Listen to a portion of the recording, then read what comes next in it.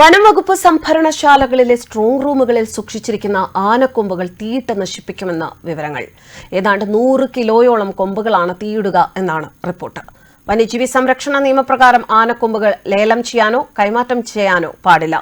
ഈ സാഹചര്യത്തിലാണ് വനംവകുപ്പിന്റെ ശുപാർശ സർക്കാർ അംഗീകരിച്ചത്.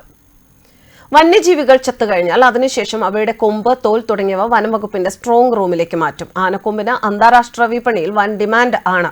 അതിനാൽ ശക്തമായ സുരക്ഷയിലാണ് ഇവ സൂക്ഷിക്കേണ്ടത്. ഇങ്ങനെ സുരക്ഷിതമായി സൂക്ഷിക്കാൻ വൻ ചിലവും ആൾബലവും ആവശ്യമാണ്. ഇതെല്ലാം കണക്കിലെടുത്താണ് ഇപ്പോൾ നശിപ്പിക്കാനുള്ള തീരുമാനമെടുത്തിരിക്കുന്നത്. അതേസമയം 23 ജോഡി ആനക്കൊമ്പുകൾ, 23 ജോഡി മാൻകൊമ്പുകൾ, 20 ജോഡി കാട്ടുപോത്തിന്റെ കൊമ്പുകൾ എന്നിവ തിരുവനന്തപുരം പാങ്ങോട് മിലിറ്ററി ക്യാമ്പിന് നൽകുമെന്നാണ് അറിയിപ്പ്. സൈന്യത്തിന്റെ അപേക്ഷ പ്രകാരം പ്രദർശനം, രൂപമാറ്റം, കൈമാറ്റം എന്നിവ ഉണ്ടാകരുത് എന്ന കർശന ഉപാധിയോടെയാണ് ഇവ കൈമാറാൻ സർക്കാർ അനുമതി നൽകിയത്. ആനക്കൊമ്പ് ഉൾപ്പെടെ വനംവകുപ്പ് സ്ട്രോങ് റൂമിൽ സൂക്ഷിച്ചിരിക്കുന്ന അമൂല്യ വസ്തുക്കൾ സേഫ് കസ്റ്റഡിയിൽ സൂക്ഷിക്കാൻ വിവിധ സർക്കാർ വകുപ്പുകളും കമ്പനികളും പലപ്പോഴായി ആവശ്യം അറിയിച്ചിട്ടുണ്ട്. വന്യജീവി നിയമപ്രകാരം ആനക്കൊമ്പ്, മാൻകൊമ്പ് അടക്കം വസ്തുക്കൾ പ്രദർശന വസ്തുവാക്കാൻ പാടില്ല എന്നതുകൊണ്ട് അവയെല്ലാം നിരാകരിക്കുകയായിരുന്നു.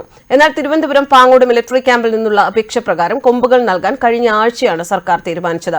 23 ജോഡി ആനക്കൊമ്പുകൾ, 23 ജോഡി മാൻകൊമ്പുകൾ കൂടാതെ 20 ജോഡി കാട്ടുപോത്തിന്റെ കൊമ്പുകൾ എന്നിവയാണ് ഇങ്ങനെ കൈമാറുക. പ്രദർശനം, രൂപമാറ്റം, കൈമാറ്റം എന്നിവ ഉണ്ടാകരുത് എന്ന കർശന ഉപാധിയുണ്ട്. ആദ്യമായാണ് ഇത്തരമൊരു കൈമാറ്റം എന്നതുകൊണ്ട് തന്നെ ഇക്കാര്യം ചർച്ചയാവുകയാണ്. ഇതിനൊപ്പമാണ് വൻതോതിൽ കൊമ്പുകൾ കത്തിച്ചു കളയാനുള്ള തീരുമാനവും വരുന്നത്. ആനയുടെ വായിലെ മുകളിലുള്ള രണ്ടാം ഉളിപ്പല്ലാണ് ആനക്കൊമ്പ്. ഇത് ജീവിത അവസാനം വരെ വളർന്നുകൊണ്ടേയിരിക്കും. വലിയ ഒരു ആനയുടെ കൊമ്പ് വർഷത്തിൽ 7 ഇഞ്ച് വരെ വളരും. കൊമ്പ് ആനകൾക്ക് വളരെ ഉപയോഗമുള്ള ഒന്നാണ്.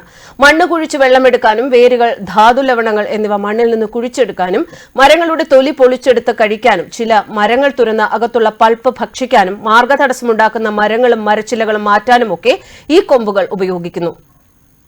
മരങ്ങളിൽ സ്വന്തം അധീശ പ്രദേശം അടയാളപ്പെടുത്താനും ആയുധമാക്കി ഉപയോഗിക്കാൻ വരെ ആനകൾ കൊമ്പുകളെ ഉപയോഗപ്പെടുത്തുന്നുണ്ട്. റഷ്യയിലെ ഇവാൻറ്റ മൂന്നാമൻ രാജാവിന്റെ സിംഹാസനം ആനക്കൊമ്പ് കൊണ്ടാണ് നിർമ്മിച്ചിരിക്കുന്നത്. മനുഷ്യരിൽ ഇടത് കയ്യന്മാരും വലത് കയ്യന്മാരും ഉള്ളതുപോലെ ആനകൾക്ക് ഒരു വശത്തുള്ള കൊമ്പിന് സ്വാധീനം കൂടുതലുണ്ടാകും. 2 കൊമ്പുകളിൽ വെച്ച് പ്രബലമായ കൊമ്പ് ചെറുതും ഉപയോഗം മൂലം അറ്റം കൂടുതൽ ഉരുണ്ടതുമായിരിക്കും.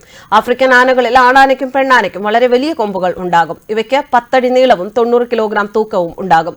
എന്നാൽ ഏഷ്യൻ വിഭാഗങ്ങളിൽ ആണാനയ്ക്ക് മാത്രമാണ് കൊമ്പുണ്ടാവുക. പെണ്ണാനകളിൽ ചിലതിന് ചെറിയ കൊമ്പുണ്ടാകുമെങ്കിലും പൊതുവിൽ പെണ്ണാനയ്ക്ക് കൊമ്പുകൾ ഉണ്ടാകാറില്ല. ഏഷ്യൻ ആനകൾക്ക് ആഫ്രിക്കൻ ആനകൾക്കുള്ളതിന്റെ അത്രയും വലിപ്പമുള്ള കൊമ്പുകൾ ഉണ്ടായേക്കാമെങ്കിലും അവ വണ്ണത്തിലും ഭാരത്തിലും ചെറുതായിരിക്കും. ഇതേവരെ രേഖപ്പെടുത്തിയതിൽ വെച്ച് ഏറ്റവും ഭാരമുള്ള കൊമ്പ് 39 കിലോ ആണ്.